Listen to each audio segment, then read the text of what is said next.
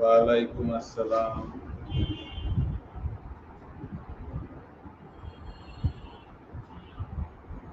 আজকে আপনাদের সমাবেশের ক্লাস, বিন্যাসের ক্লাস আগেই নাকি হয়ে গিয়েছে। সমাবেশের ক্লাসে প্রথমে আমরা সমাবেশের অংশটা শিখব, তারপর সমাবেশের সাথে কিছু বিন্যাসের রিলেশনের অংশ আছে, সেগুলো আমরা শিখব।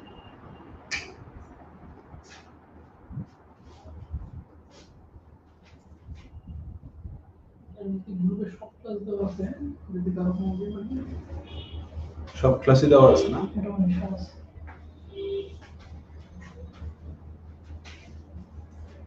কতজন ক্লাস করে?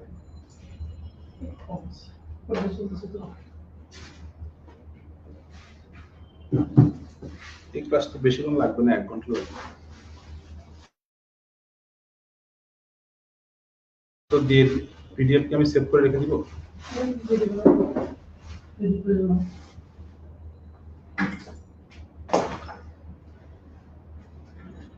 পিডিএফটা তাহলে যে কয়েকটা আমরা করে দিব, পিডিএফটা সেভ করে দিয়ে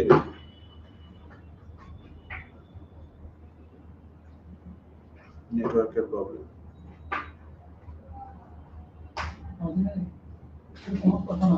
এই যে একটা দাগ দেখাচ্ছে।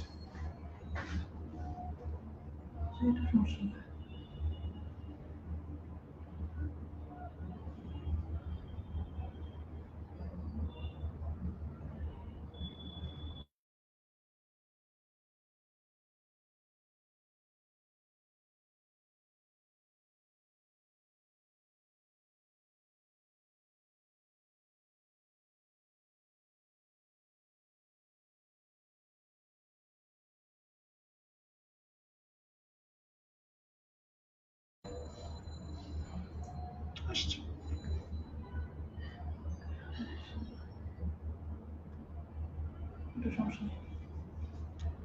ওয়ালাইকুম আসসালাম।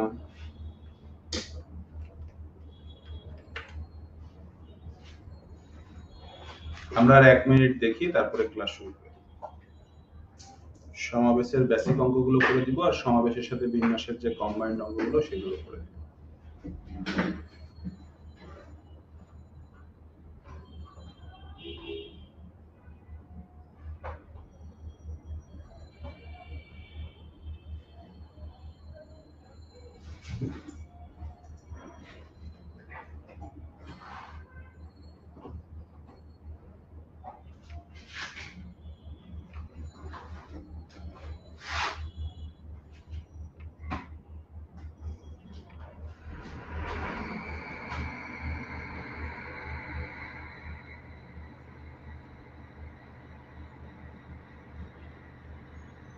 না, শুধু সমাবেশ হবে।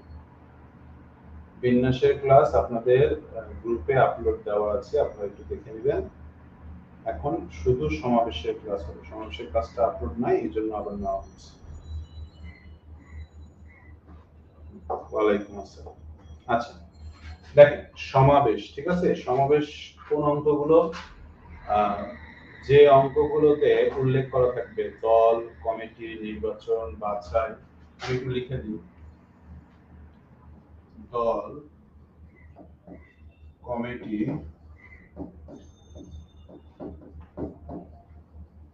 নির্বাচন, বাছাই, কোলাকুলি,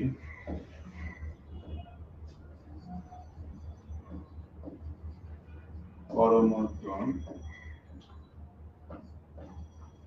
খেলা, দাওয়াত,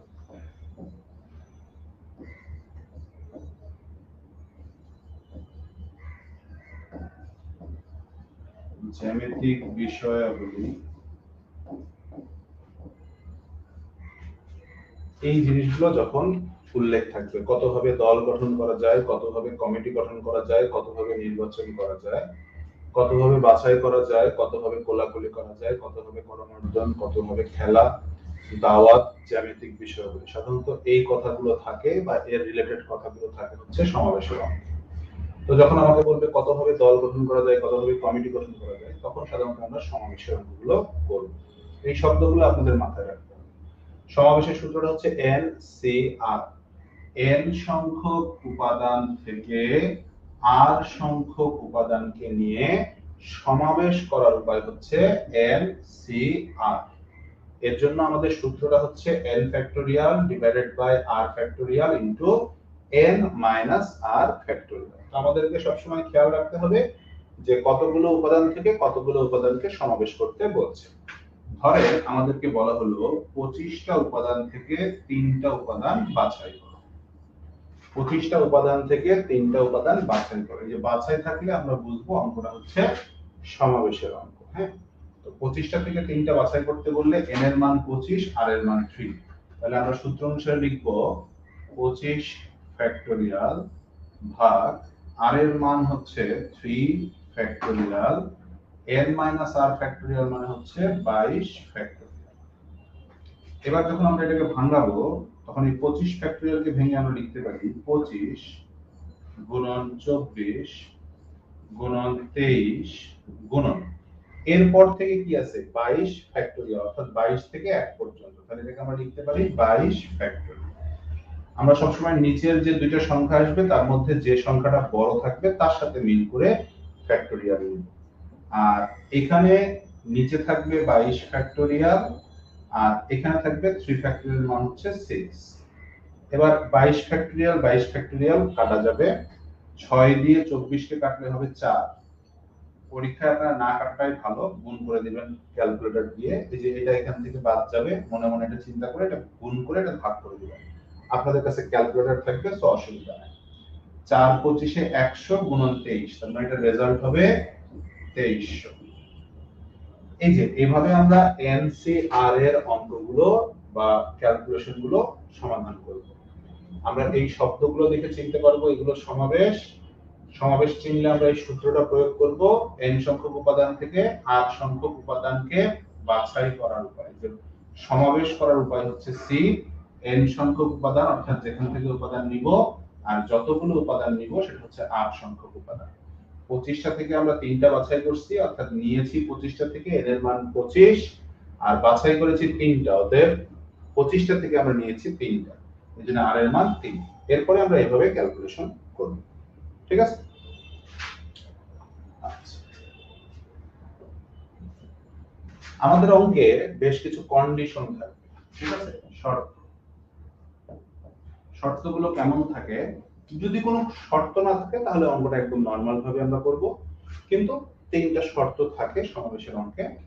সেটা হচ্ছে কেবলমাত্র, শুধুমাত্র বা এর সাথে রিলেটেড যে কোনো শব্দ, কেবলমাত্র, শুধুমাত্র বা এর সাথে রিলেটেড যে কোনো শব্দ। আবার বলতে পারে কমপক্ষে, বলতে পারে অন্ততপক্ষে, বা এর সাথে মানে এরকম রিলেটেড শব্দ। আবার বলতে পারে সর্বোচ্চ বড় জোর, সর্বোচ্চ বলতে পারে, বড় জোর বলতে পারে, বা এর সাথে রিলেটেড শব্দগুলো বলতে পারে। কন্ডিশন দিবে আমাকে এইভাবে যে কেবলমাত্র 5 জন থাকবে, শুধুমাত্র 5 জন থাকবে। এই যে কেবলমাত্র শুধুমাত্র বললে আমরা 5 জন বললে 5 জনকেই নিব, কমও নিব না, বেশিও নিব। যদি বলে কেবলমাত্র 4 জন তাহলে 4 জনকেই নিব, কমও নিব না, বেশিও নিব না, শুধু 4 জনকে নিব। যদি বলে কমপক্ষে বা অন্ততপক্ষে 5 জন, তার মানে আমরা 5 জন নিতে পারি, 6 জন নিতে পারি, 7 জন নিতে পারি, এভাবে সম্ভাব্য যতগুলো নেওয়া সম্ভব ততগুলো আমরা নিব। তাহলে কমপক্ষে বা অন্ততপক্ষে 5 জন বললে 5 জন অথবা তার থেকে বেশি নেওয়া যাবে, কিন্তু কম নেওয়া যাবে। আর যদি বলে সর্বোচ্চ বা বড় জোর 5 জন, তার মানে আমরা 5 জন নিব, তার থেকে বেশি নিতে পারবো না, তার থেকে কম গুলো নিতে পারবো। কম নিতে পারবো বলতে আমরা না নিলেও চলবে, একজনকেও নিব না সেটাও চলবে, কিন্তু 5 জনের বেশি নেওয়া যাবে। তাহলে কেবলমাত্র শুধুমাত্র 5 জন বললে 5 জনকেই নিব, কমও না, বেশি না। কমপক্ষে অন্ততপক্ষে 5 জনকে বললে 5 জন অথবা তার থেকে বেশি গুলো নিব যতদূর পর্যন্ত সম্ভব। সর্বোচ্চ বা বড় জোর বললে 5 জন নিব অথবা তার থেকে কম। 4 জন বললে 4 জন অথবা তার থেকে কম নিব। 3 জন, সর্বোচ্চ 3 জন বললে 3 জন অথবা তার থেকে কম নিব। না নিলেও চলবে, কিন্তু 5 জনের বেশি নেওয়া যাবে না। তো অঙ্ক করার সময় আমাদের এই তিনটা শর্ত মাথায় রাখতে হবে। যখন যেটা বলবে সেই শর্ত অনুসারে আমাকে অঙ্ক সমাধান করতে হবে। এবার ধরেন আমাকে একটা অঙ্ক বলা হলো যে বালক আছে 10 জন আর বালিকা আছে 8 জন, একটা দল গঠন করতে হবে বা নির্বাচন করতে হবে বা এরকম বাছাই করতে হবে 6 জন। নির্বাচন বলতে পারে, বাছাই বলতে পারে, দল গঠন বলতে পারে, যেটাই বলুক না কেন একই অঙ্ক। 10 জন বালক ও 8 জন বালিকা থেকে 6 জনকে নিয়ে দল গঠন করতে হবে। Very good. তো ধরেন অঙ্কটায় কোনো শর্ত দিল না, শর্তহীন একটা অঙ্ক। জাস্ট এইটুকুই বললো যে 10 জন বালক ও 8 জন বালিকা থেকে 6 জনকে নিয়ে কতগুলো দল গঠন করা যাবে। তখন আমি যেটা খেয়াল করবো, আমার 10 জন বালক আছে, 8 জন বালিকা আছে, তার মানে টোটাল 18 জন আছে। এই 18 জন থেকে আমি 6 জনকে নিয়ে দল গঠন করব। এছাড়া আর এখানে করার কিছু নাই, জাস্ট ক্যালকুলেশন করে দিবেন, অ্যানসার হয়ে যাবে। দেখেন এখানে কোনো শর্ত ছিল না, যার কারণে মোট বালক বালিকা আলাদা আমরা করিনি, একবারে সবাইকে এক জায়গায় করছি যে 18 জন আছে, সে 18 জন থেকে আমরা 6 জনকে বাছাই করেছি। ব্যাস, এখানে আমাদের অঙ্কটা শেষ। কিন্তু যদি শর্ত দেয়, কেমন শর্ত দিবে? হয়তো এই অঙ্কে বলল শুধুমাত্র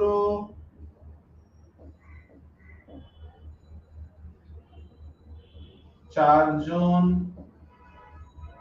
বালক থাকবে,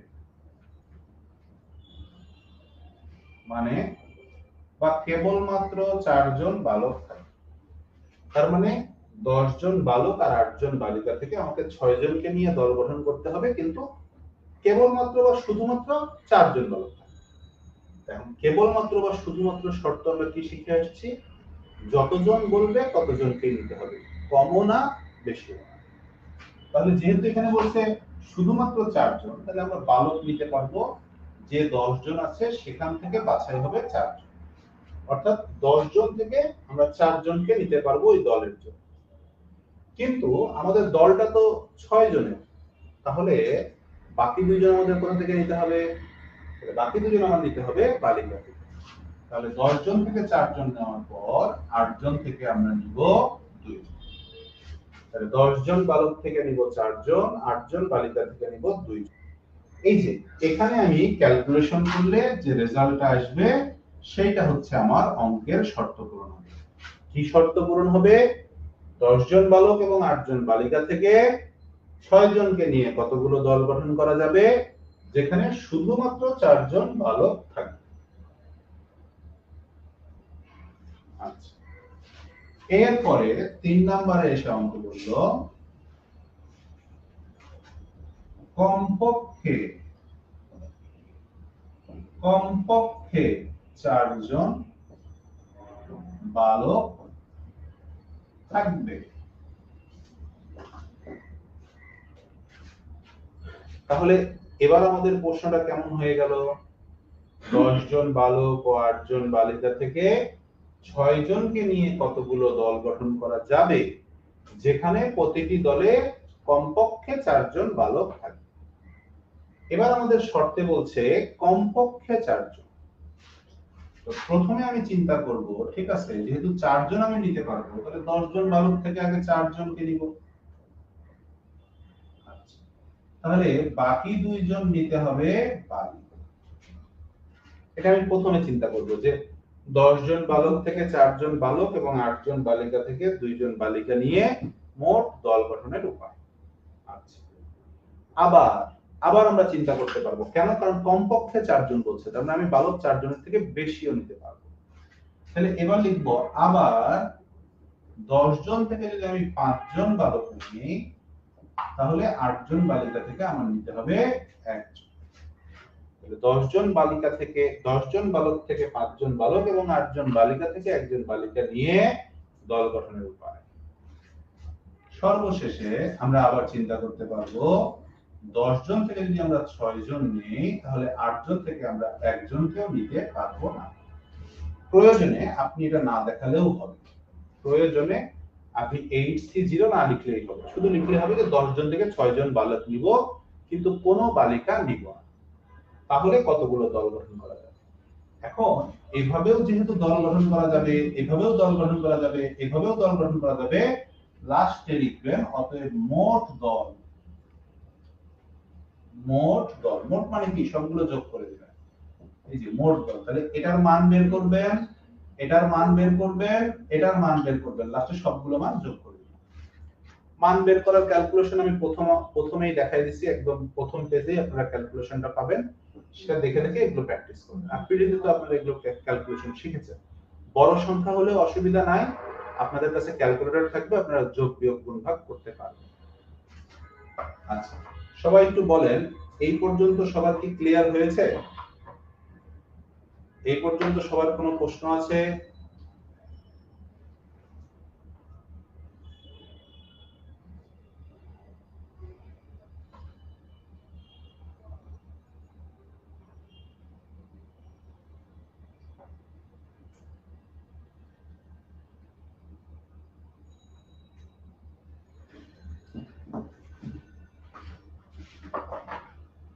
থ্যাংক ইউ। এবার এই 10 জন বালক আর 8 জন বালিকা থেকে 6 জনকে নিয়ে দল গঠন করতে হবে। এবার শর্ত হচ্ছে, এটা 4 নাম্বার, ওপাশে আমরা 3টা শিখে আসছি। বড় জোর, এবার বলবে বড় জোর 4 জন বালক থাকবে। আচ্ছা, আমরা মনে করি 4 জন বালিকা থাকবে। বালিকা দিয়ে একটা কন্ডিশন দেই, নাহলে অনেকে মনে করবে সবসময় কন্ডিশন বালক দিয়ে দেওয়া থাকে। না, বালকও দিতে পারে, বালিকাও দিতে পারে। তো এবার বললো বড় জোর 4 জন বালিকা থাকবে। যেহেতু 4 জন বালিকার কথা বলেছে, আমরা অঙ্কটা শুরু করব বালিকা। কিভাবে? 8 জন বালিকা থেকে আমরা বালিকা নিব 4 জন। যেহেতু বড় জোর 4 জন বালিকা থাকবে, তাহলে বালিকার কথা আগে নিতে হবে। এবার বাকি যে 2 জন দরকার, সে 2 জন নিব বালক। 10 জন বালক থেকে 2 জন। আমরা বারবার কয়জন মিল করছি? আমাদের দলে চাইছে 6 জন। এখানে যদি 5 জন বলতো আমরা এখানে 5 মিল করতাম। আমাদেরকে যদি 7 জন বলতো আমরা 7 মিল করতাম। তাহলে এখানে 6 জনকে চাইছে, আমরা 4 জন বালিকা নিছি, 2 জন বালক। এখন বলছে বড় জোর 4 জন, তার মানে 4 জন হতে পারে অথবা তার থেকে কম হতে পারে। বড় জোরের কন্ডিশন ছিল যা বলা থাকবে তার সমান অথবা কম। তাহলে আমরা 8 জন থেকে 3 জন বালিকা নিলে 10 জন থেকে বালিকা নিতে হবে 3 জন। 8 জন থেকে 2 জন হলে 10 জন থেকে 4 জন। 8 জন থেকে 1 জন হলে 10 জন থেকে 5 জন। 8 জন থেকে কাউকে না নিলে 10 জন থেকে 6 জন। এই সবগুলো ক্যালকুলেশন করে লাস্টে আমরা যোগ করে দিব মোট দল। মোট দল, তাহলে এটা কি হলো? এটা হচ্ছে বড় জোর 4 জন বালিকা থাকবে।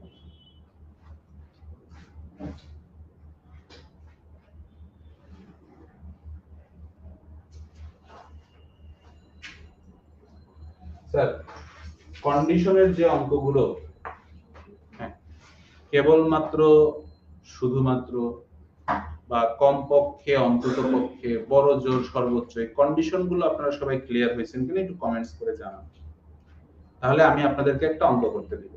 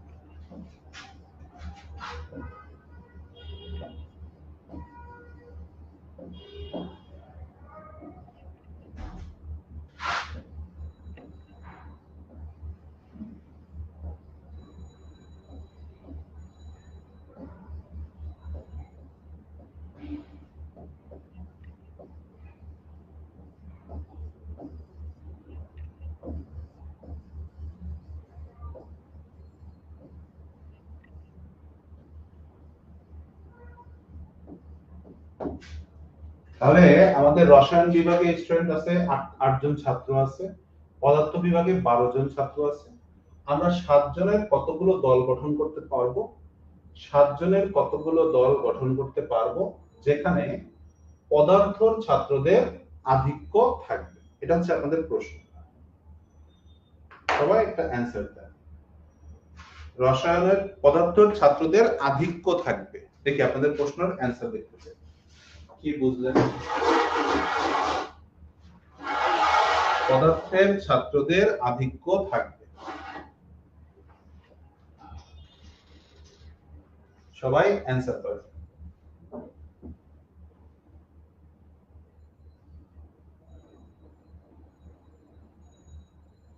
আমি যেভাবে করে দিচ্ছি যে কতজন থেকে কতজন, শুধু এটা করলেই হবে।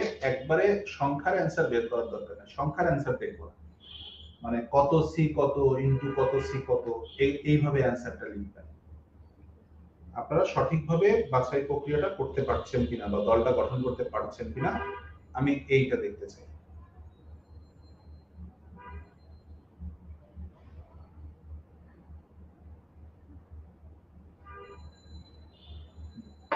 শর্টকাটে বললে হবে না, অ্যানসার বলতে হবে, সম্পূর্ণ অ্যানসারটা বলতে হবে।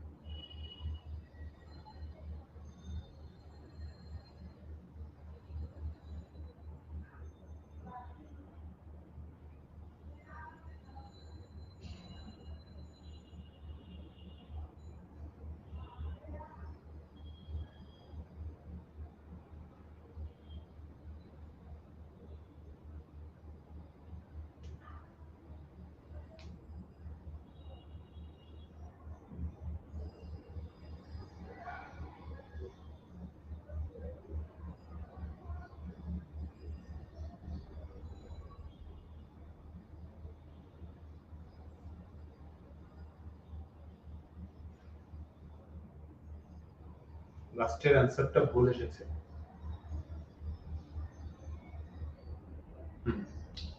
তাহলে আশা করা যায় আপনারা মোটামুটি নিয়মটা ধরতে পারছেন। এখানে ব্যাপারটা হচ্ছে পদার্থের স্টুডেন্টের আধিক্য থাকবে, তার মানে আমরা যেভাবেই নেই না কেন পদার্থের ছাত্র বেশি থাকবে। তাহলে আমরা এটা কাজ করতে পারি এরকম যে পদার্থের 12 জন থেকে নিব 7 জন, 7 জনই পদার্থ থেকে নিব, তখন কেমিস্ট্রি থেকে কাউকে নিব না, ফিজিক্স থেকে নিব, কেমিস্ট্রি থেকে নিব না। তাহলে এখানে ফিজিক্স বা পদার্থের ছাত্রদের আধিক্য আছে। আমরা যদি এখান থেকে 6 জন নেই তাহলে এখান থেকে আমরা একজন নিতে পারবো, এখানেও আধিক্য আছে। আমরা যদি 12 জন থেকে 5 জন নেই তাহলে এখানে 2 জন নিতে পারবো, এখানেও আধিক্য আছে। আমরা যদি 12 জন থেকে 4 জন নেই তাহলে এখানে 3 জন নিতে পারবো, এখানেও আধিক্য আছে। কিন্তু এখানে যদি আমরা 3 জন নেই এখানে 4 জন নিতে হবে, তার মানে এটা করা যাবে। লাস্টে সবগুলো অ্যানসার যোগ। Very good. তো আশা করি আপনারা সবাই নিয়মটা ক্লিয়ার হয়েছেন। যারা এই স্টেপটা বাদ দিয়েছেন তাদের জন্য কথা হচ্ছে আধিক্য মানে বেশি থাকতে হবে, তার মানে যে একে নিতেই হবে ব্যাপারটা এরকম না।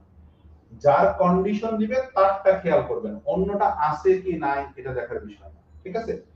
এ একটাও আসবে না, এটা হতেই পারে কারণ এর আধিক্য থাকবে, এরা সবাই থাকতে পারে, তাহলে তো আধিক্য আছে, কন্ডিশনটা ফুলফিল করতে হবে।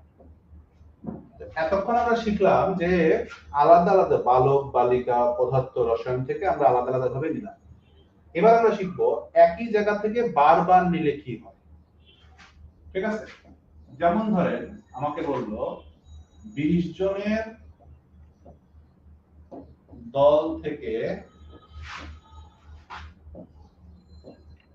একজন অধিনায়ক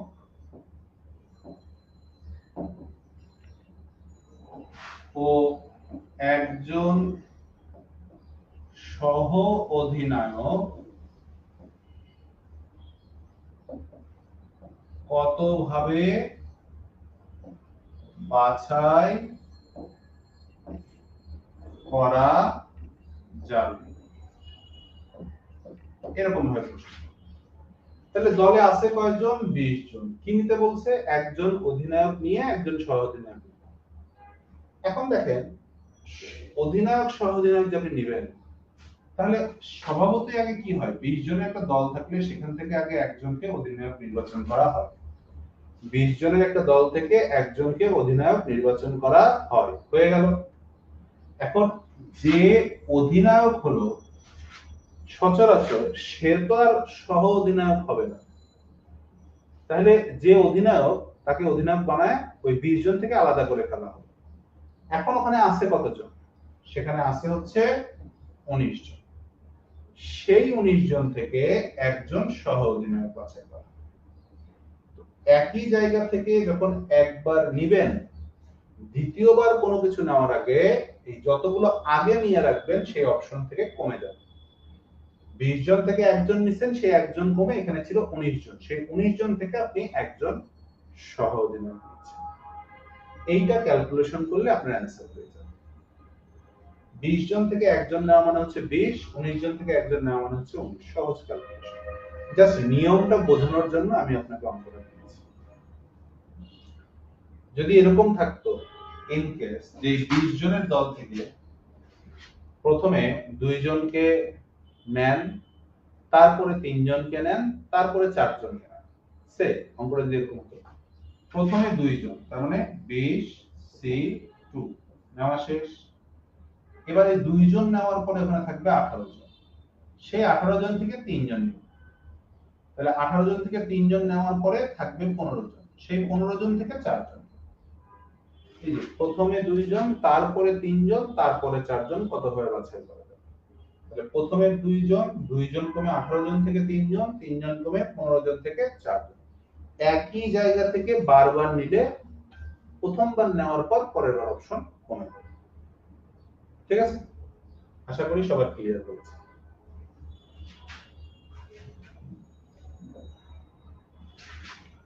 সো ধরেন এখানে একটা অঙ্ক দেওয়া হলো 9 জনের একটা দল, 9 জনের একটা দল এরা ভ্রমণে যাবে। ভ্রমণে যাওয়ার জন্য দুইটা গাড়ি ভাড়া করছে, এটা 1 নাম্বার গাড়ি, এটা 2 নাম্বার গাড়ি। 9 জনের একটি দল দুইটি গাড়িতে কতভাবে ভ্রমণ করতে পারে। এখন শর্ত বলছে এই গাড়িতে 4 জনের বেশি না, মানে এই গাড়িতে 4 জনের বেশি বসবে না, আর এই গাড়িতে 7 জনের বেশি না, অর্থাৎ 7 জনের বেশি বসবে না। তাহলে প্রশ্নটা কি দাঁড়ালো? 9 জনের একটি দল দুইটি গাড়িতে কতভাবে ভ্রমণ করতে পারবে যেখানে একটি গাড়িতে 4 জনের বেশি, অপর গাড়িতে 7 জনের বেশি বসবে না। প্রথম গাড়িতে 4 জনের বেশি বসবে না, পরের গাড়িতে 7 জনের বেশি বসবে না। আপনাদের জন্য এটা প্রশ্ন থাকলো, সবাই অ্যানসার করেন।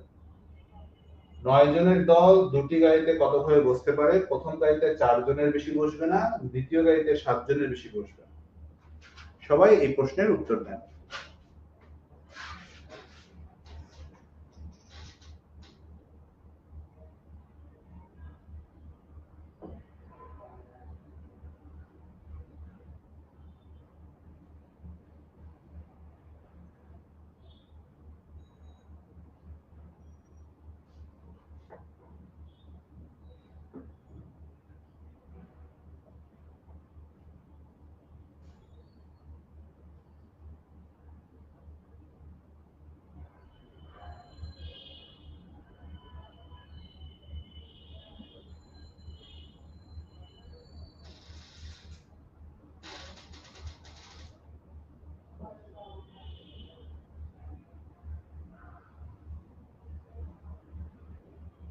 হয়নি।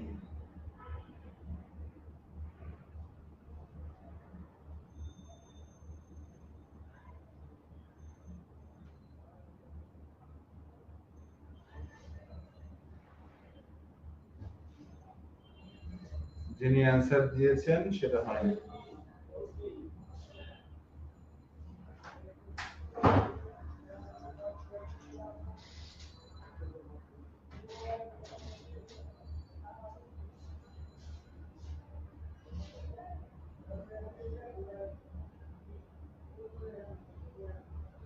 এক মিনিট সময় দেওয়া হলো, দেখেন সবাই পারবেন কি। 9 জনের একটি দল দুটি গাড়িতে কতভাবে ভ্রমণ করতে পারবে, যেখানে একটি গাড়িতে 4 জনের বেশি, অপর গাড়িতে 7 জনের বেশি বসবে।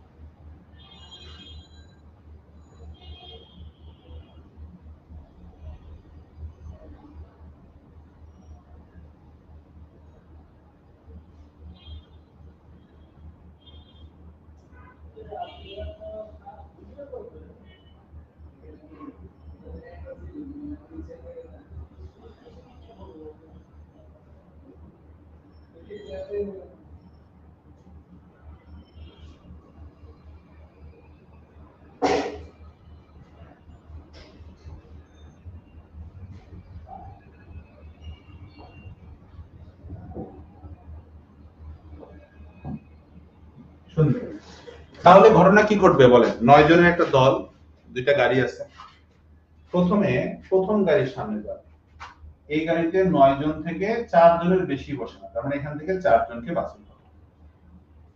এই যে প্রথম গাড়িতে যে 4 জন বাছাই হবে, যে 4 জন বসবে, সেই 4 জন তো আর দ্বিতীয় গাড়ির সামনে যাবে না। তাহলে 9 জন থেকে 4 জন বাদ পড়লে দ্বিতীয় গাড়ির সামনে যাবে 5 জন। এই 5 জন থেকে বাছাই করতে হবে 5 জন। প্রথম গাড়িতে বসলো 4 জন, দ্বিতীয় গাড়িতে 5 জন, মোট 9 জন। কিন্তু ব্যাপারটা কি, এই গাড়িতে যে 4 জন বসে গেছে সেই 4 জন আর দ্বিতীয় গাড়িতে বসবে না। তো দ্বিতীয় গাড়ির অপশন থেকে আগে সেই 4 জনকে বাদ দিতে হবে। 4 জনের বেশি না বসলে 4 জনের কম বসতে পারবে। এই গাড়িতে 3 জন বসলে বাকি থাকবে 6 জন, এই গাড়িতে 6 জন থেকে বসবে 6 জন। এই গাড়িতে 2 জন বসলে এই গাড়িতে বসবে 7 জন থেকে 7 জন। প্রথম গাড়িতে যদি একজন বসে এই গাড়িতে 8 জন বসতে হবে, কিন্তু এই গাড়িতে 7 জনের বেশি বসে। এবার এই সবগুলো যোগ, একই জায়গা থেকে যদি আমরা নেই তাহলে প্রথমবার নেওয়ার পরে দ্বিতীয়বার অপশন কমে যাবে। ঠিক আছে?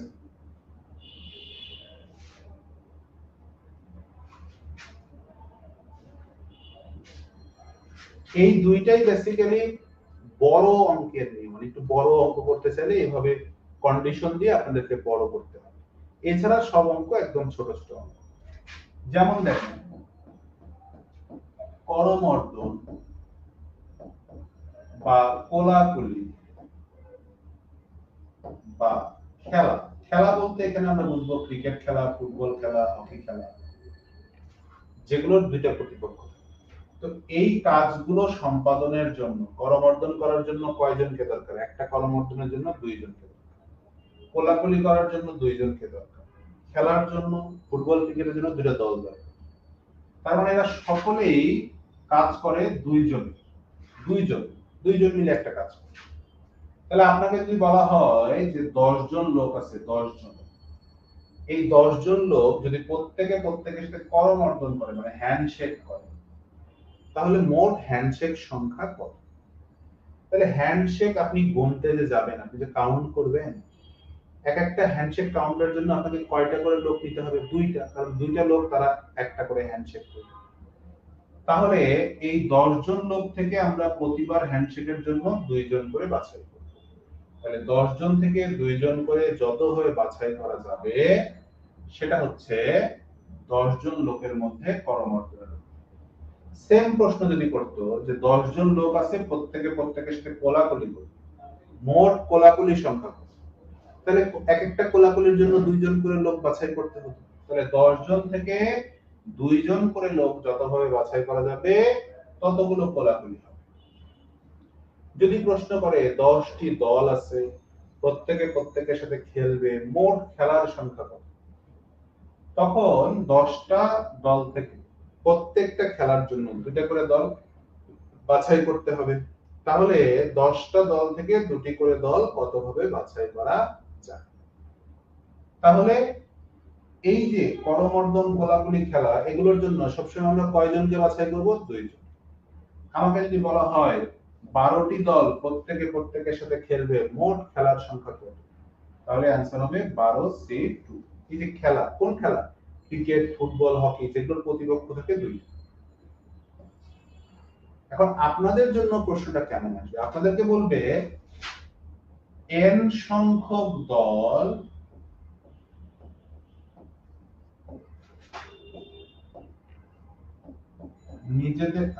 নিজেদের বললে আবার আপনারা বুঝবেন না। প্রত্যেকের সাথে খেললে n সংখ্যক দল প্রত্যেকের সাথে খেললে 45টি খেলা হয়। দলের সংখ্যা কত? দেখেন, তাহলে এবার কি বলছে? n সংখ্যক দল প্রত্যেকের সাথে খেলবে, খেলার সংখ্যা দিয়েছে। এই যে যেটা আপনি ধরেন 10C2 করলে কতগুলো খেলা সেটা বের হবে, খেলার সংখ্যা বের হবে। এখানে খেলার সংখ্যাটাই দেওয়া আছে 45, কিন্তু এবার দলের সংখ্যা দেওয়া নেই। যেখানে যেমন বলা আছে 10টি 12টি দল, এরকম দলের সংখ্যা দেওয়া নেই। তাহলে আমরা অ্যানসারটা কিভাবে বের করব, দলের সংখ্যা কিভাবে বের করব? যেহেতু খেলার কথা বলছে, তার মানে আমরা n সংখ্যক দল থেকে যদি 2টা করে দল নিই, তাহলে আমরা মোট কতগুলো খেলা হয় সেটা পাবো, NC2। আর এই NC2 করলে আমাদের খেলার সংখ্যা হবে 45। তার মানে NC2 এর মান হচ্ছে 45। n সংখ্যক দল থেকে প্রতিবার 2টি করে দল নিলে মোট খেলার সংখ্যা হবে, বা মোট বাছাইয়ের সংখ্যা হবে 45, তার মানে খেলার সংখ্যা হবে 45। এবার আমরা এটাকে সূত্র ভাঙবো n এর মান বের করার জন্য। n factorial r factorial n minus r factorial সমান সমান 45। এবার n ফ্যাক্টোরিয়াল মানে কি? n এর থেকে 1 কম, n এর থেকে 2 কম। দেখেন নিচেও 2 কম আছে, তাহলে এখান থেকে আমরা ফ্যাক্টোরিয়াল দিতে পারি, কারণ 2 কম, 3 কম, 4 কম, এভাবে 1 পর্যন্ত যাবে।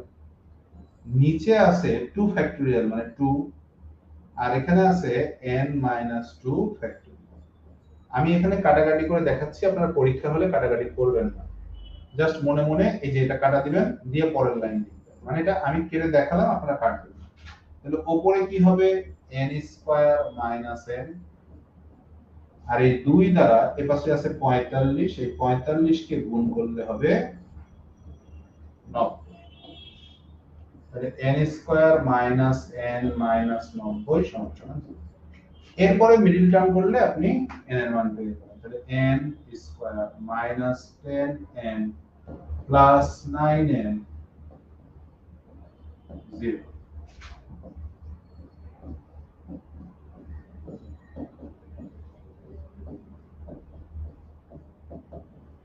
তাহলে n সমান সমান 10, আর একটা আসবে n সমান সমান মাইনাস 9। অবশ্যই দলের সংখ্যা মাইনাস হবে না, তাহলে দলের সংখ্যা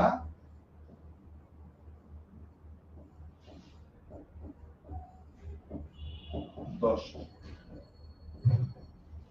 n সংখ্যক দল প্রতিটি দলের সাথে খেলার কারণে খেলার সংখ্যা ছিল 45, দলের সংখ্যা কত, অর্থাৎ n এর মান কত, এটা আমরা বের করব। সবাই ভালো করে ক্যালকুলেশনটা দেখেন, কারো কোনো প্রশ্ন থাকলে প্রশ্ন করেন।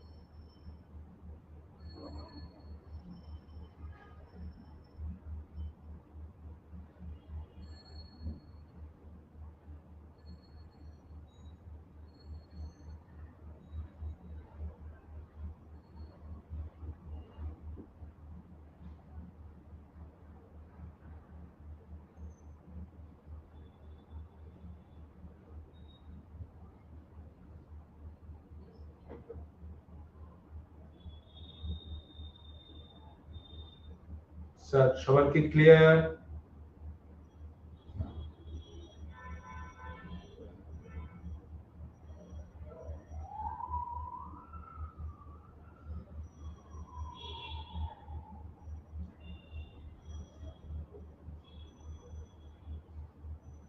সবাই কি ক্লিয়ার?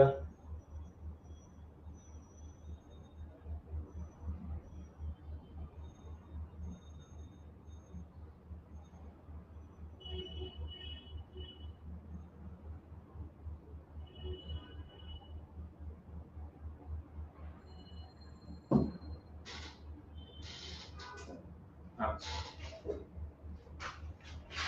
এরপরে কিছু অঙ্ক থাকবে যে অঙ্কগুলো এক বা একাধিক ওয়েতে বাছাই করা যাবে, এক বা একাধিক ওয়ে। যেমন আপনি আপনার 6 জন বন্ধুকে কতভাবে দাওয়াত করতে পারবেন? আপনি আপনার 6 জন বন্ধুকে কতভাবে দাওয়াত করতে পারবেন? তো দেখেন, আপনি আপনার 6 জন বন্ধুর মধ্যে যে কোনো একজন বন্ধুকে দাওয়াত করতে পারবেন। আপনি আপনার 6 জন বন্ধু হতে 2 জন করে বন্ধুকে দাওয়াত করতে পারবেন। আপনি আপনার 6 জন বন্ধু হতে 3 জন করে বন্ধুকে দাওয়াত করতে পারবেন। আপনি আপনার 6 জন বন্ধু থেকে 4 জন করে বন্ধুকে দাওয়াত করতে পারবেন। আপনি আপনার 6 জন বন্ধু থেকে 5 জন করে দাওয়াত করতে পারবেন। আর আপনি আপনার 6 জন বন্ধু থেকে 6 জন করে দাওয়াত করতে পারবেন। এই যে এত ভিন্ন উপায়ে দাওয়াত করতে পারবেন, এটা হচ্ছে এক বা একাধিক উপায়ে সমাধান বা এক বা একাধিক উপায়ে বাছাই। এটা আরেকটা অঙ্ক আছে, পাস ফেলের অঙ্ক। ধরেন 5টা বিষয় আছে, একটা পরীক্ষা আছে, পরীক্ষায় 5টি বিষয় আছে, 5টি বিষয় আছে। তো পাস করতে হলে সবগুলোতে পাস করতে হবে, সবগুলোতে পাস করতে হবে। এখন প্রশ্ন করবে আপনি কতভাবে ফেল করতে পারেন? পাস পাস করার উপায় একটাই, পাস করার উপায় একটাই, আপনাকে 5টা বিষয়ই পাস করতে হবে, 5টাতে 5টা। কিন্তু ফেল করার উপায় কি? আপনি 5টার মধ্যে যে কোনো একটা বিষয়ে ফেল করতে পারেন, আপনি 5টার মধ্যে যে কোনো দুটি করে বিষয়ে ফেল করতে পারেন, আপনি 5টার মধ্যে যে কোনো তিনটি করে বিষয়ে ফেল করতে পারেন, আপনি 5টার ভিতরে যে কোনো চারটি বিষয়ে ফেল করতে পারেন, আপনি 5টার মধ্যে 5টাতেই ফেল করতে পারেন। এই যে কত ভিন্ন উপায়, এক বা একাধিক উপায়ে আপনি ফেল করতে পারেন। তাহলে এই অঙ্কগুলো হবে এক বা একাধিক উপায়ে কাজ, এক বা একাধিক উপায়ে দাওয়াত, এক বা একাধিক উপায়ে ফেল। ঠিক আছে? দাওয়াত আর ফেলের অঙ্কগুলো সাধারণত এইভাবে করতে হবে। সবাই একটু সমাধানগুলো দেখে নেন, কারো কোনো প্রশ্ন থাকলে প্রশ্ন করেন, আর না থাকলে লেখেন, ক্লিয়ার।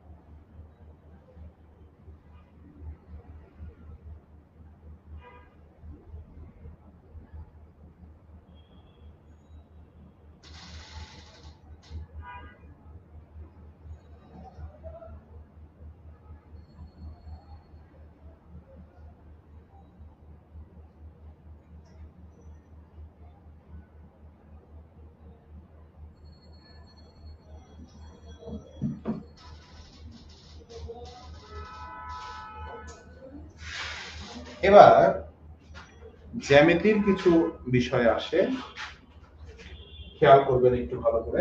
জ্যামিতিতে বিন্দুর সংখ্যা দেওয়া থাকে, বলবে 25টি বিন্দু, এরকম বিন্দুর সংখ্যা দেওয়া থাকে, বললো 25টি বিন্দু দ্বারা কতগুলো সরল রেখা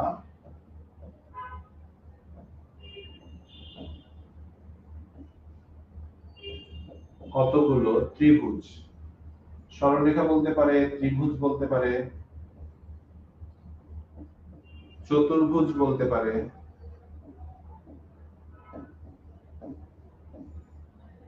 অথবা কর্ণ বলতে পারে। চারটা অঙ্কগুলো শিখে নেন, আপনাদের উপকার হবে।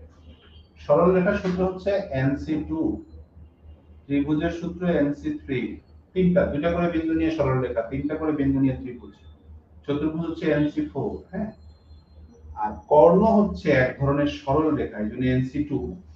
কিন্তু তার মধ্যে ওই সবগুলো নিয়ে যদি আমরা সরলরেখা তৈরি করি, কিছু থাকে বাহু, কিছু থাকে কর্ণ, দুই রকমের ব্যাপার থাকে। আমরা যখন একটা ক্ষেত্র আঁকাই, তার ভিতরে কিছু থাকে, কিছু সরলরেখা বাহু হিসেবে থাকে, কিছু সরলরেখা কর্ণ হিসেবে থাকে। তাহলে বাহুগুলো বাদ দিলে কর্ণগুলো পাওয়া যাবে। তাহলে আমরা টোটাল যতগুলো সরলরেখা পাবো NC2 করে, সেখান থেকে এই n মানে বিন্দুর সংখ্যা যতগুলো থাকবে ততগুলোই আমরা ওখানে বাহু পাবো। এই জন্য n সংখ্যক বিন্দু থেকে দুইটা করে বিন্দু নিয়ে যতগুলো সরলরেখা হবে, সেখান থেকে n সংখ্যক বাহু বাদ দিতে হবে। এটা হচ্ছে কর্ণের নিয়ম। তাহলে সরলরেখার ক্ষেত্রে যদি 25টি বিন্দু বলে, তাহলে সরলরেখা লিখবো 25C2। ত্রিভুজ লিখবো 25C3। চতুর্ভুজ লিখবো 25C4। আর কর্ণ কি লিখবো 25C2। তাহলে এটা একই হয়ে গেল। সেখান থেকে বিয়োগ হবে যতগুলো বিন্দু ততগুলো বাহু, মানে 25। যদি এখানে 15টা বিন্দু থাকতো তাহলে 15টা বাহু বাঁধতো, 10টা বিন্দু থাকলে 10টা বাহু বাঁধতো। এইটা হচ্ছে আমাদের জ্যামিতি টাইপের অঙ্ক। এখানে আরেকটা অঙ্ক আসতে পারে, একটু মজার আছে। সেটা হচ্ছে 12টি বিন্দু দ্বারা, একটু কন্ডিশন দিবে আর কি, 12টি বিন্দু দ্বারা কতগুলো ত্রিভুজ তৈরি করা যাবে যেখানে 7টি বিন্দু একই সরল রেখায় থাকবে। তাহলে প্রশ্নটা কি বললো, 12টি বিন্দু দিয়ে কতগুলো ত্রিভুজ তৈরি করা যাবে। তাহলে আমরা 12টা বিন্দু দিয়ে কতগুলো ত্রিভুজ করতে পারবো, 12C3। তার মানে যতগুলো বিন্দু ছিল ওখান থেকে ইচ্ছা মতো তিনটা তিনটা করে নিয়ে আমি ত্রিভুজ করে দিয়েছি। কিন্তু এখন শর্তে বলছে যেখানে 7টি বিন্দু একই সরল রেখায় থাকে। একই সরল রেখায় যদি এভাবে বিন্দু থাকে, সেগুলো দিয়ে এই তিনটা বিন্দু দিয়ে কি ত্রিভুজ হবে? একই সরল রেখা থাকলে হবে। একই সরল রেখায় বলতে পারে, অথবা সমরেখ বলতে পারে। সমরেখ মানে একই সরল রেখায় অবস্থিত। তো যে 7টা বিন্দু একই সরল রেখায় থাকবে, ওই 7টা বিন্দু থেকে যদি আমি তিনটা তিনটা করে বিন্দু নিই, তাহলে সেই তিনটা বিন্দু দ্বারা ত্রিভুজ হবে। তাহলে এই যে আমি 12টা থেকে তিনটা বিন্দু ইচ্ছা মতো নিছি, তার মধ্যে ওই 7টা থেকে তিনটা বিন্দু আছে, সেগুলো বাদ দিতে হবে। তাহলে আমি এখন হিসাব করব 7টা থেকে তিনটা করে বিন্দু নিলে কতগুলো ত্রিভুজ। এবার টোটাল 12টা থেকে তিনটা নিয়ে যেগুলো ত্রিভুজ পাইছি, এর মধ্যে 7টা থেকে যে তিনটা করে নিয়ে পাইছি সেগুলো বাদ দিলে বাকিগুলো হবে ত্রিভুজ। তাহলে 12টি বিন্দু থেকে তিনটা করে বিন্দু নিয়ে আমরা ত্রিভুজ পেলাম, সব ত্রিভুজ নিলাম।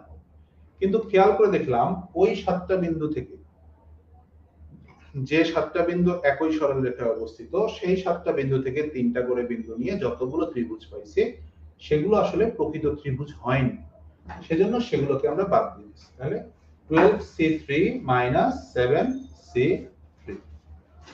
আশা করি সবাই বুঝতে পারছেন।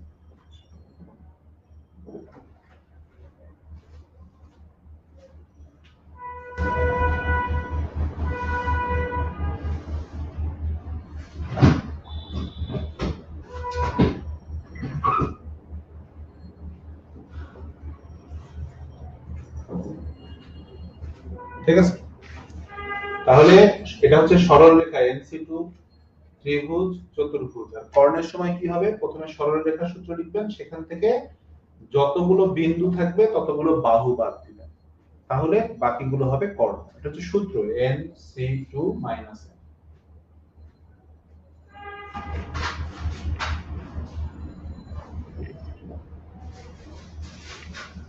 এবার আপনাদের জন্য প্রশ্ন,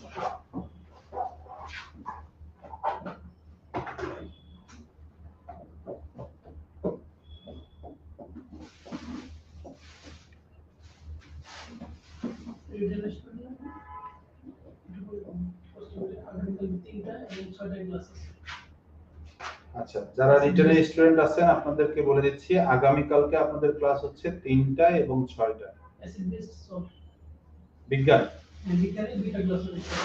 আগামী কালকে কিসে কিসে, আচ্ছা অম্ল ক্ষারক আর লবণের ক্লাস, ঠিক আছে? বিজ্ঞানের ক্লাস 3টা এবং 6টা, মানে বিকালে 3টার পর থেকে ক্লাস। তাহলে এখানে 1 2 3 4 5 6 7 সেন্টিমিটার বাহু দ্বারা কতগুলো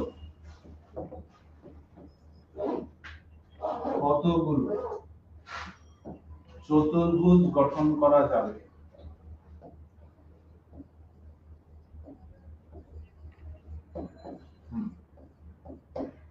করেন সবাই।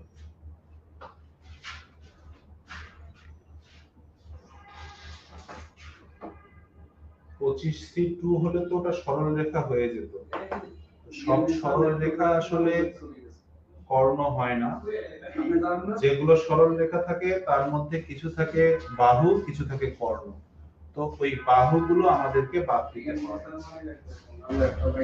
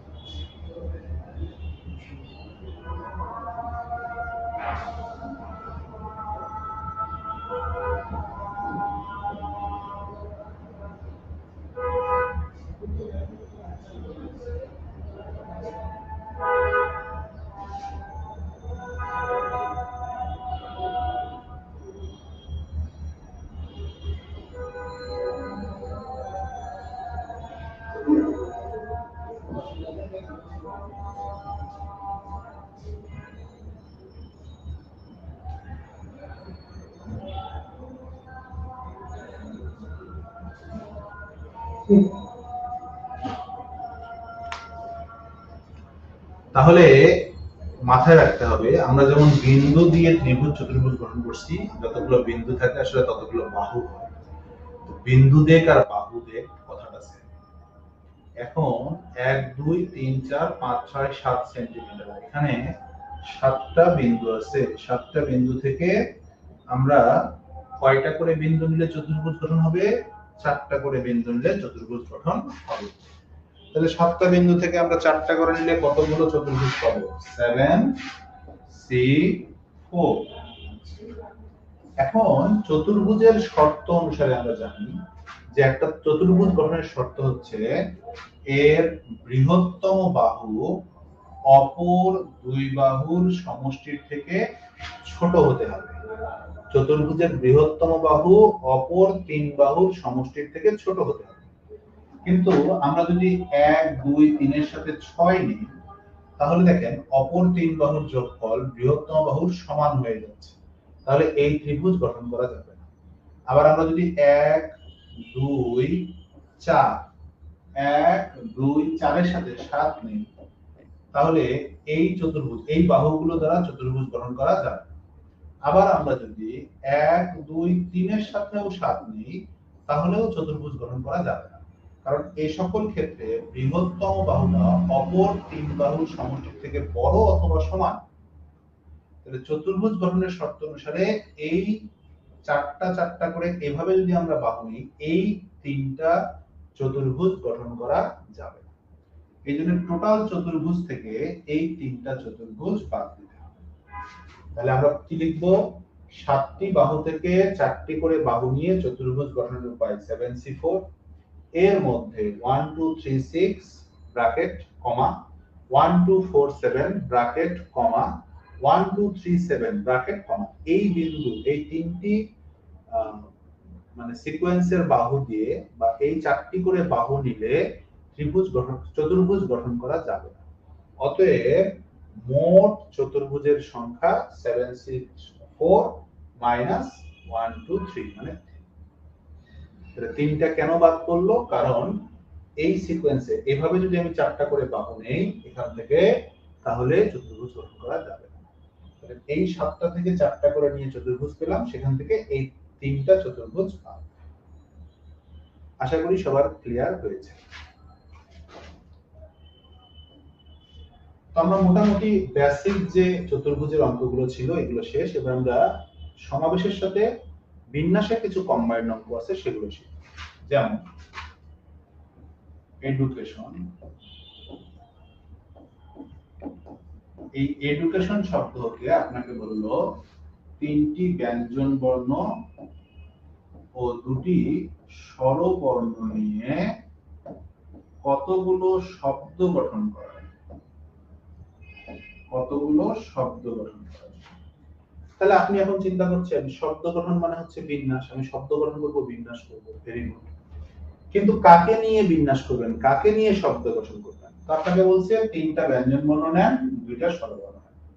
এখানে ব্যঞ্জন বর্ণ কি কি আছে? D C T N, D C T N. তাহলে এই চারটা থেকে আপনাকে ব্যঞ্জন বর্ণ বাছাই করতে হবে তিনটা। এই তিনটাকে নিয়ে তো আপনি শব্দ গঠন করতে পারবেন না, কারণ আরো দুইটা স্বরবর্ণ নিয়ে তারপরে শব্দ গঠন করতে হবে। তার মানে আবার স্বরবর্ণ দেখতে হবে। ই, ইউ, এ, আই, ও, এই পাঁচটা স্বরবর্ণ আছে। এই পাঁচটা স্বরবর্ণ থেকে দুটি স্বরবর্ণ নিতে হবে। তাহলে চারটি স্বরবর্ণ থেকে তিনটি এবং চারটি ব্যঞ্জন বর্ণ থেকে তিনটি এবং পাঁচটি স্বরবর্ণ থেকে দুটি স্বরবর্ণ নিতে হবে। নেওয়ার পরে এখানে তিনটা স্বরবর্ণ নিছেন, এখানে দুইটা ব্যঞ্জন বর্ণ নিছেন, তার মানে টোটাল পাঁচটা বর্ণ নিছেন। এই যে পাঁচটা বর্ণ বাছাই করলেন, তিনটি ব্যঞ্জন বর্ণ দুটি স্বরবর্ণ, এই পাঁচটা বর্ণ দিয়ে আপনি শব্দ গঠন করবেন। পাঁচটা বর্ণ দিয়ে কতভাবে শব্দ গঠন করা যায় এটা আমরা বিন্যাসে শিখেছি 5 থেকে। এই যে এই অঙ্কে প্রথমে সমাবেশ করতে হলো, কারণ আমাকে তিনটা ব্যঞ্জন বর্ণ দুইটা স্বরবর্ণ বাছাই করতে হলো, তারপর সেখান থেকে আমাকে শব্দ গঠন করতে হবে।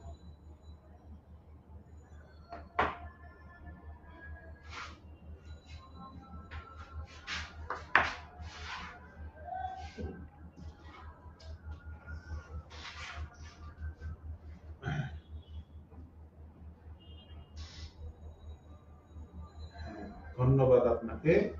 আপনি শর্তটা আসলে একটু উল্টা করে লিখেছেন। শর্তটা হচ্ছে বৃহত্তম বাহু অপর তিন বাহুর সমষ্টির থেকে ছোট হবে। আপনি যেটা বলছেন হবে সেটা হবে না, কারণ সেটা ছোট আছে। আর যেটাকে বলছেন হবে না, অর্থাৎ 1 2 3 7, সেটাই হবে, কারণ 7 হচ্ছে বৃহত্তম বাহু, অপর তিনটার যোগফল 6। তার মানে বৃহত্তম বাহুটা এখানে অপর তিন বাহুর সমষ্টি থেকে বড়। এই চতুর্ভুজটা গঠন করা যাবে। আর 1 2 3 এর যোগফল 6, বৃহত্তম বাহুটা 5, তার মানে বৃহত্তম বাহুটা অপর তিন বাহুর সমষ্টি থেকে ছোট। তাহলে এই চতুর্ভুজটা গঠন করা যাবে। ঠিক আছে, পাঠাবো। আচ্ছা আচ্ছা, ঠিক আছে।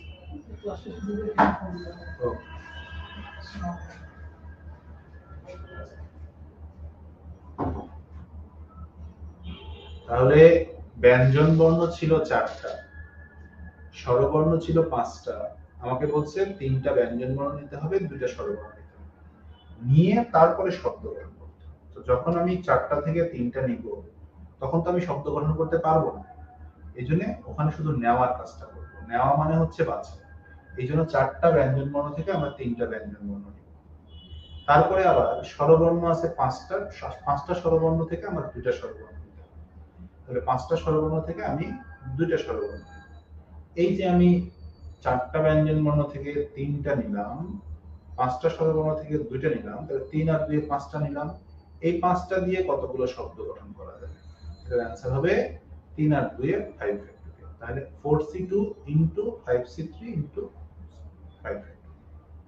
4c3 * 5c2 * 5 factorial.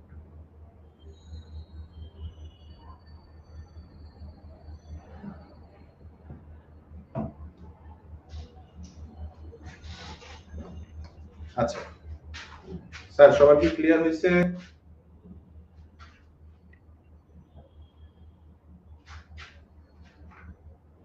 আচ্ছা এবার দেখেন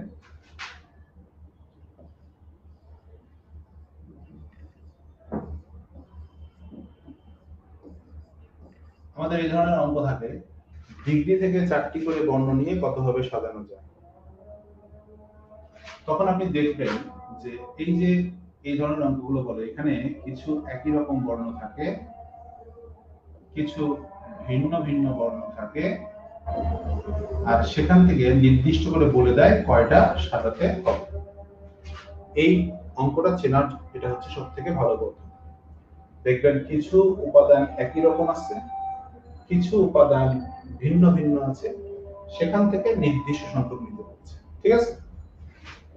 আপনি প্রথমে চিন্তা করবেন ই 3টা নাই, ই আছে একটা। আপনি ই একটা চিন্তা করবেন মনে মনে। তাহলে এখানে যদি ই একটা থাকে, এখানে 1 2 3 4, তার মানে 4টা বর্ণ আছে। তাহলে সেই 4টা বর্ণ থেকে আপনি 4টা বর্ণ বাছাই করবেন, সেই 4টা বর্ণকে সাজাবেন। প্রশ্নটা কি ছিল? ডিগ্রি শব্দ হতে 4টি করে বর্ণ নিয়ে কতভাবে সাজানো যায়, কতভাবে শব্দ গঠন করা যায়। তাহলে আমরা প্রথমে কি করলাম? কতগুলো একই রকম বর্ণ আছে সেটা দেখলাম, কতগুলো ভিন্ন ভিন্ন বর্ণ আছে সেটা দেখলাম। এবার একই রকম সবগুলো মিলে একটা ধরলাম। তাহলে এখানে একটা, দুইটা, তিনটা, চারটা। সেই 4টা থেকে 4টাকে বাছাই করে 4টাকে সাজানো। এবার দেখেন আমরা চিন্তা করব ই আছে 2টা। যখনই কেউ একের অধিক থাকবে তখন হচ্ছে সে স্পেশাল, আর যখন কেউ শুধু একটা করে থাকবে সে হচ্ছে নরমাল। একটা করে থাকলে নরমাল, একের অধিক থাকলে সে স্পেশাল। তাহলে আমরা কি চিন্তা করছি? ই নিব 2টা। এই যে 2টাই নিব, 2টা স্পেশাল। এইজন্য এই 2টাকে আগে বাছাই করতে হবে। এই যে 2টা ই থেকে 2টা বাছাই করলাম। এবার বাকি যে 3টা আছে সেখান থেকে আরো 2টা বাছাই করতে হবে, কারণ মোট 4টা নিতে হবে। তাহলে প্রথমবার ই চিন্তা করব একটা, পরের বার ই চিন্তা করব 2টা। যখন 2টা চিন্তা করব তখন ই হয়ে যাবে স্পেশাল। স্পেশালটাকে আগে নিতে হবে, বাকি 3টা থেকে 2টা পরে নিতে হবে।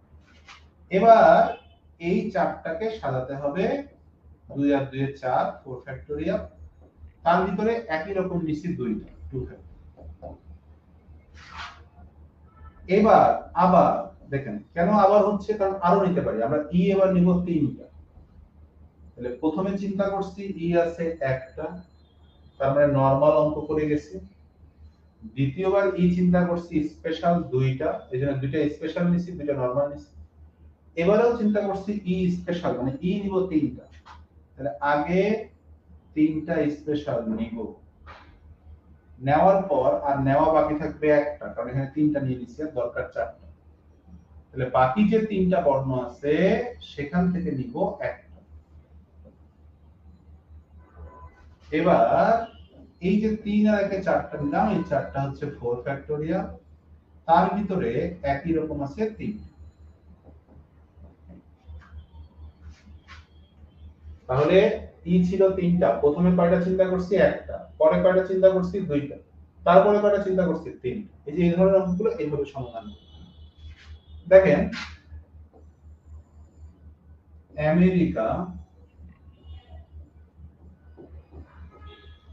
আমেরিকা থেকে 3টি বর্ণ নিতে হবে।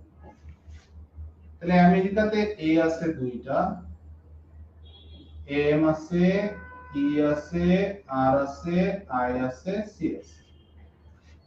তাহলে ওই যে একই রকম দেখেন, কিছু একই রকম থাকবে, কিছু ভিন্ন ভিন্ন থাকবে, সেখান থেকে নির্দিষ্ট করে বলে দিবে কয়টা নিতে হবে। তখন আমরা এই প্যাটার্নটা ফলো করব। তাহলে প্রথমে কি চিন্তা করব, এ আছে একটা, এই যে একটা এ চিন্তা করব মনে মনে। তাহলে এ যদি একটা হয়, 1 2 3 4 5 6, তখন বর্ণ হবে 6টা। সেই 6টা থেকে আমরা নিব 3টা, যেহেতু আমাকে 3টা নিতে বলছে, যে 3টা বাছাই করব সেই 3টাকেই সাজাবো। এবার প্রথমবার যেহেতু এ একটা চিন্তা করছি, এবার এ চিন্তা করব 2টা। তাহলে 2টা এ যদি নেই, এই 2টা হয়ে যাবে স্পেশাল, একের অধিক নিলেই সেই স্পেশাল। তাহলে যে স্পেশাল তাকে আগে নিয়ে নিব, এই 2টা থেকে 2টাকে নিব। বাকি আছে আমার আর 5টা উপাদান, সেখান থেকে আমি নিব হচ্ছে একটা, মোট নিতে হবে 3টা। এই যে এখানে 2টা নিলাম আর একটা নিলাম, এই 3টাকে সাজাবো 3 ফ্যাক্টোরিয়াল। তার মধ্যে 3টার মধ্যে একই রকম আছে 2টা, 2 লাস্টে সবগুলো যোগ। এখানে কি আমরা আরেকটা স্টেপ করতে পারবো না? কেন? কারণ এ তো শেষ, এ প্রথমে একটা নিয়েছি, 2টা নিয়েছি, এখানে 3টা ছিল, এজন্য প্রথমে একটা, তারপরে 2টা, তারপরে 3টা। এইভাবে আপনারা এই অঙ্কগুলো সমাধান করতে পারবেন। সবাই ভালো করে 2 মিনিট অঙ্কটা দেখেন।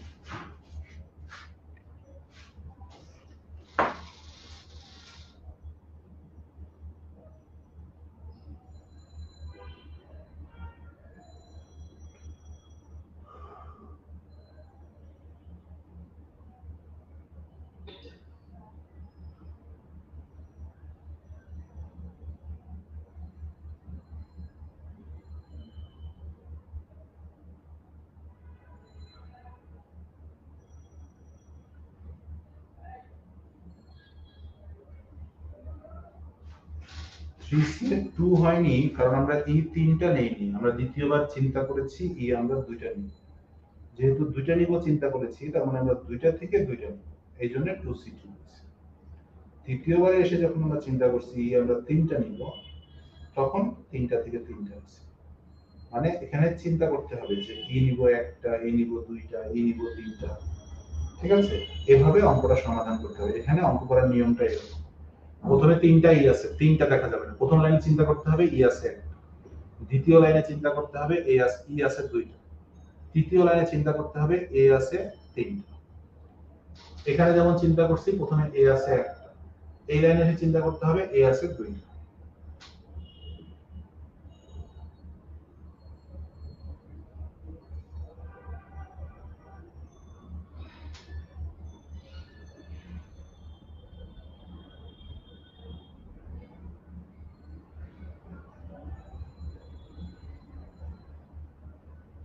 আচ্ছা, এই 2টা অঙ্ক কি সবার ক্লিয়ার হয়েছে?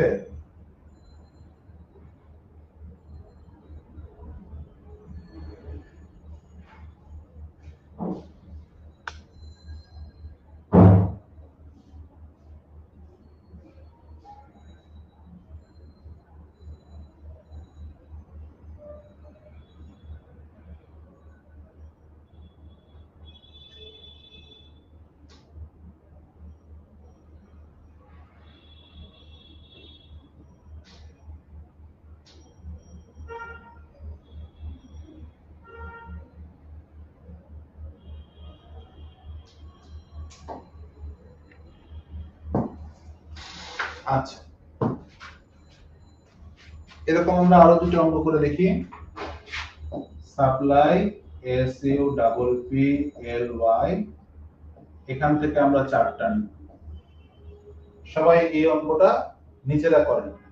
সাপ্লাই থেকে 4টি বর্ণ কতভাবে সাজানো যায়, এটা আপনারা সবাই নিজেরা করেন।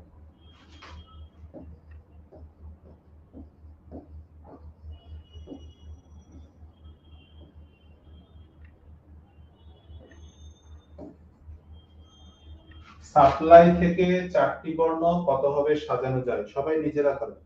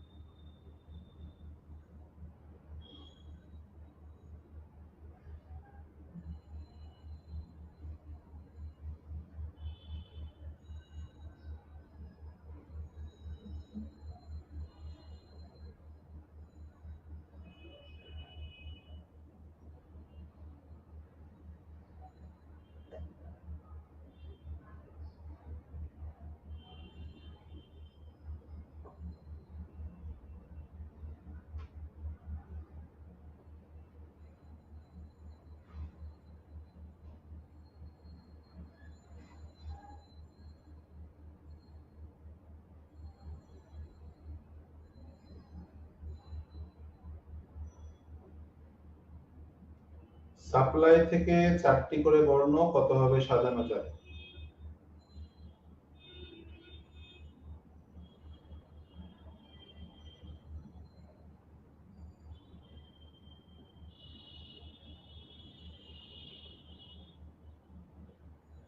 আমি যেভাবে অ্যান্সার বের করে দিছি ওইভাবে অ্যান্সার বের করে দেন। অ্যান্সার সংখ্যায় দরকার নেই।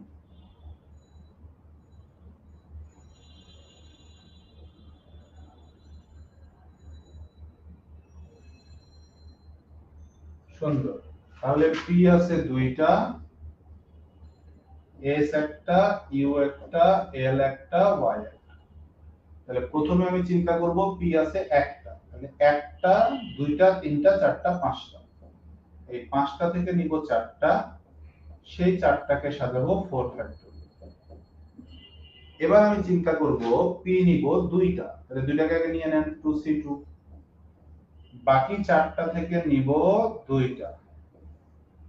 এবার এই 2 আর 2 চারটাকে সাজাবো, তার ভিতরে এখানে থাকবে দুইটা একই, লাস্টে সবগুলো যোগ। এই তো আপনারা মোটামুটি অনেকেই শিখেছেন, পারবেন। আরো দেখে দেখে বারবার দেখে দেখে প্র্যাকটিস করবেন। এবার আসলে আমরা একটু কঠিনের দিকে যাই। দুইটা এ আছে, দুইটা আর আছে, এন আছে, জি আছে, ই আছে। আগে শিখবেন আমি কিভাবে কিভাবে বলছি, খেয়াল করেন। ওকে, প্রথমে চিন্তা করব এটা একটা, এটা একটা, এটা একটা, মানে এরা সবাই নরমাল, কেউ স্পেশাল না। একটা, দুইটা, তিনটা, চারটা, পাঁচটা। সেখান থেকে চারটা নিব, চারটাকে সাজাবো। ঠিক আছে? তাহলে আমাদের প্রথম লাইনে চিন্তাটা কি থাকে? সবগুলো একটা একটা করে। এখানেও তাই নিলাম, এটা একটা, এটা একটা, এটা একটা, এটা একটা, এটা একটা। দুই নম্বরে এসে আমাদের কি চিন্তা থাকে? এটা দুইটাই নিব।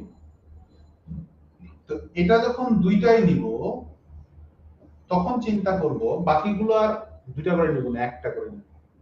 তাহলে এটা দুইটা নিছি, এটা নিব একটা, এটা একটা, এটা একটা, এটা একটা। তাহলে এখান থেকে চারটা থাকবে, সেই চারটা থেকে দুইটা নিব।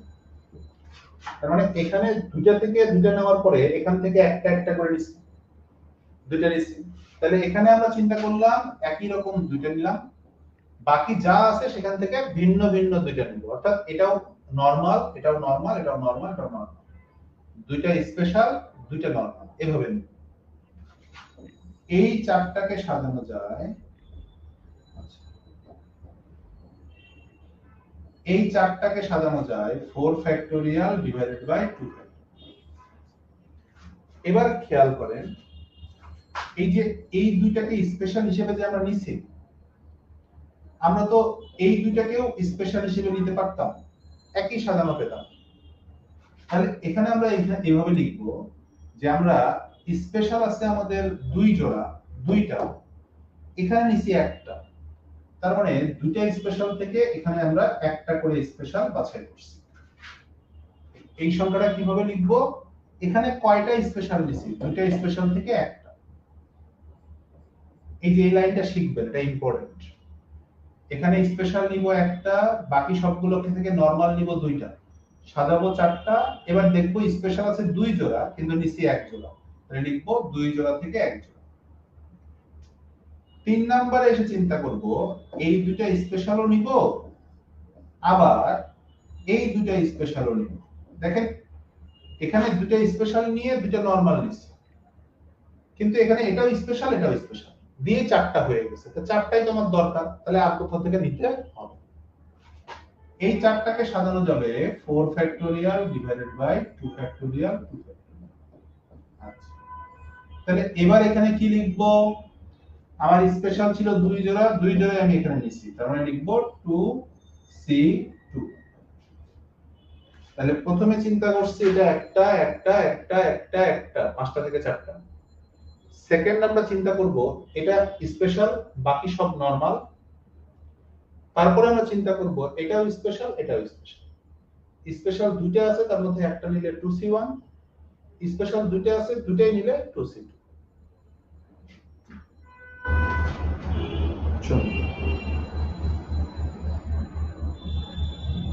এই যে এই অঙ্কগুলো বারবার সমাধান দেখবেন যে আমি কিভাবে কিভাবে সংখ্যাগুলো নিলাম, তাহলে আপনারা শিখতে পারবেন। কিন্তু তারা একদিনে শেখা যায় না, সময় লাগে। এবার আপনাদের demand professor, P R O F E S S O R, এই প্রফেসর থেকে নিতে হবে 4টি।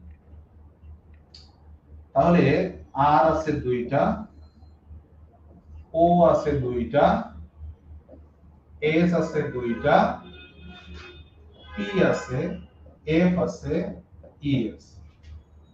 তাহলে আমরা প্রথমে চিন্তা করব যে আর ও এস পি এফ ই একটা একটা করে মোট 6টা বর্ণ আছে, 1 2 3 4 5 6।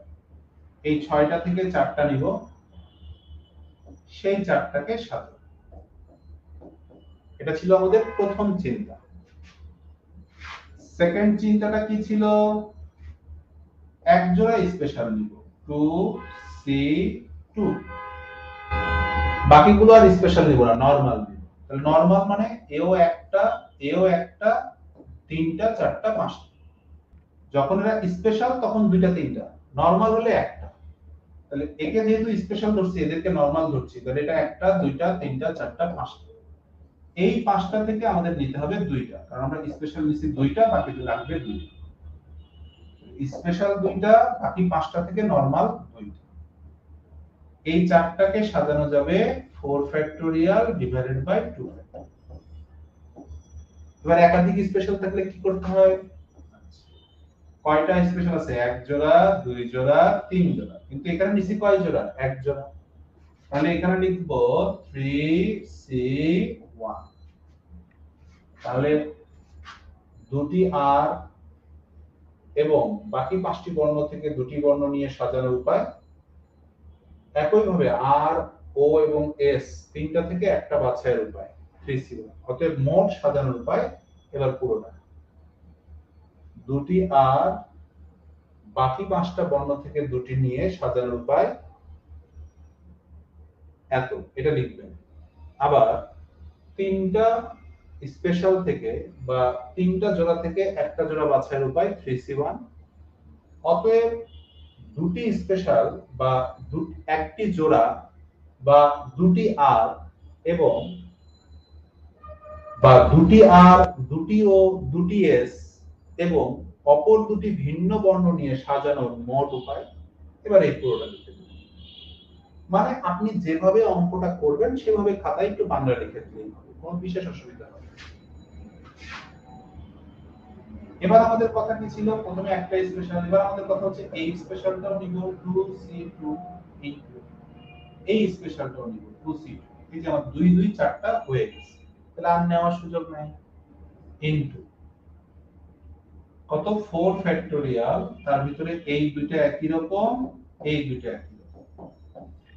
এই যে এবার দুইটা করে স্পেশাল নিয়ে এত ভাবে সাজানো যায়। ইনটু কয়টা জোড়া নিছি? স্পেশাল জোড়া 2টা জোড়া, কিন্তু আমার তো স্পেশাল জোড়া আছে 3টা, তার মানে আমি 3টা স্পেশাল জোড়া থেকে নিব যে কোনো 2টা।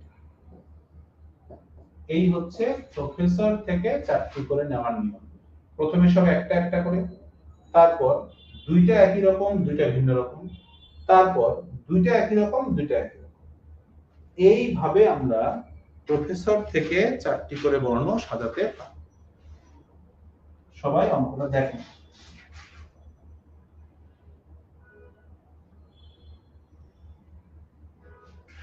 তো লাস্টের যে 5টা অঙ্ক করে দিলাম, এটাতে আপনাদের একটু প্যাচ লাগে বেশি। আপনারা বারবার ভিডিওটা রিপিট করে করে দেখবেন, আশা করি আপনারা বুঝবেন কিভাবে সংখ্যাগুলো নেওয়া হয়েছে।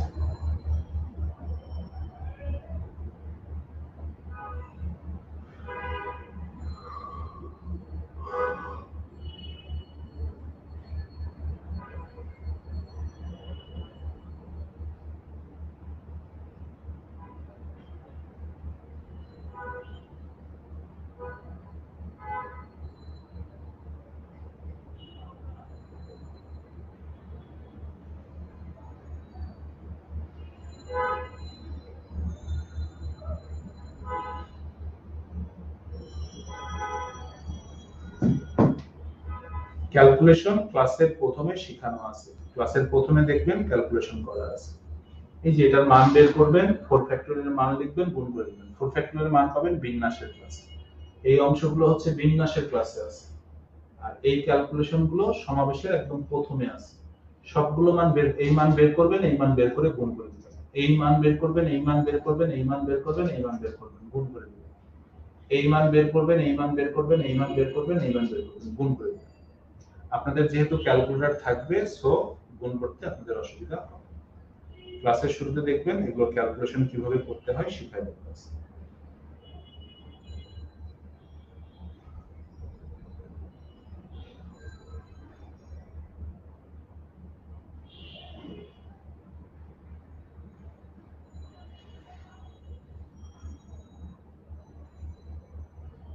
ম্যাথের কথাগুলো যেভাবে অঙ্ক করবেন সেভাবে লিখবেন। লেকচার শিটে দেখবেন, আপনাদের লেকচার শিটে লিখে দেওয়া আছে।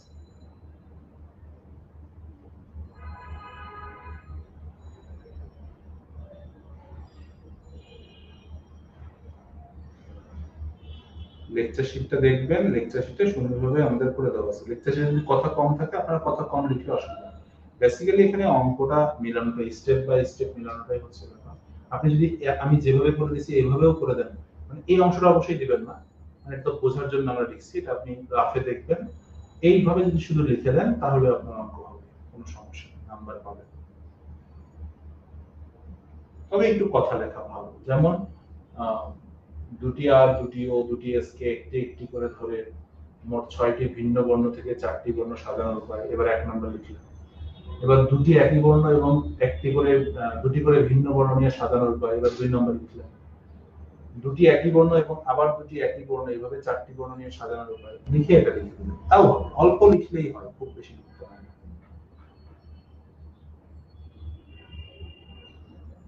ঠিক আছে, 1 2 3 4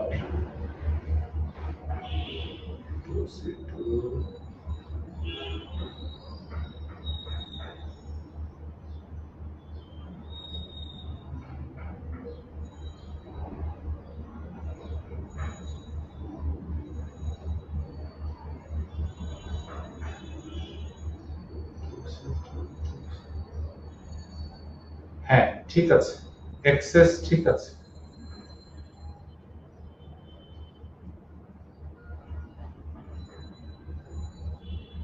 এক্সেসের অ্যানসারটা ঠিক আছে।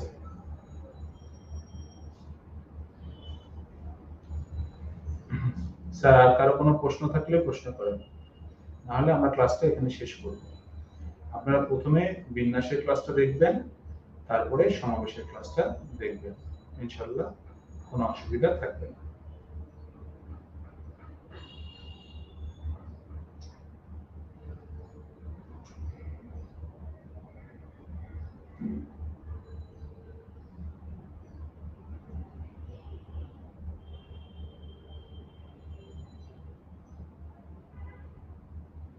তাহলে সবাই ভালো থাকবেন।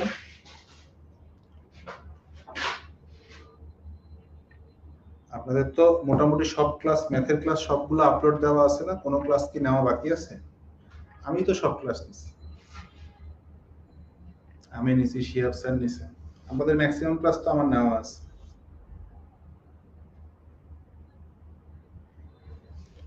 জ্যামিতি অংশটা আমি নেইনি, জ্যামিতি অংশটা স্যার নিছে, আমি বীজগণিত অংশটা আর পাটিগণিত অংশটা নিয়েছি।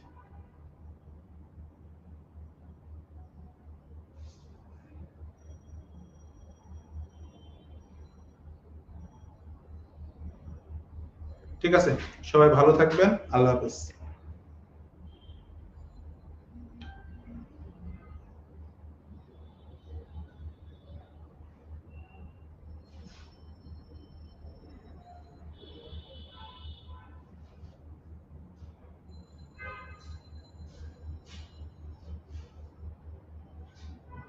প্রবাবিলিটির ক্লাস আমার নেওয়া আছে, আপনাদেরকে ভিডিও আপলোড করে দিবে, অসুবিধা হবে না।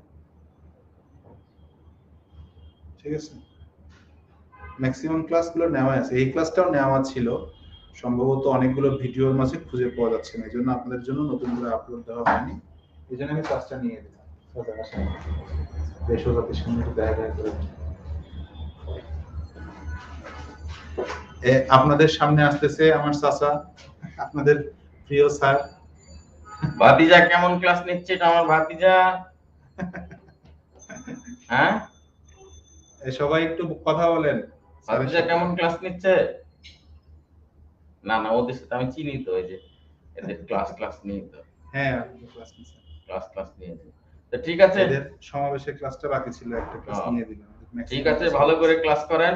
আমাদের বিরতি, আমিও ঠিক ইয়ে আছে, করি। সবাই ভালো থাকেন, আল্লাহ হাফেজ। ধন্যবাদ। ঠিক আছে বন্ধু। ঠিক আছে। ঠিক আছে, সবাই ভালো থাকেন, আল্লাহ হাফেজ। কি তো কই যান?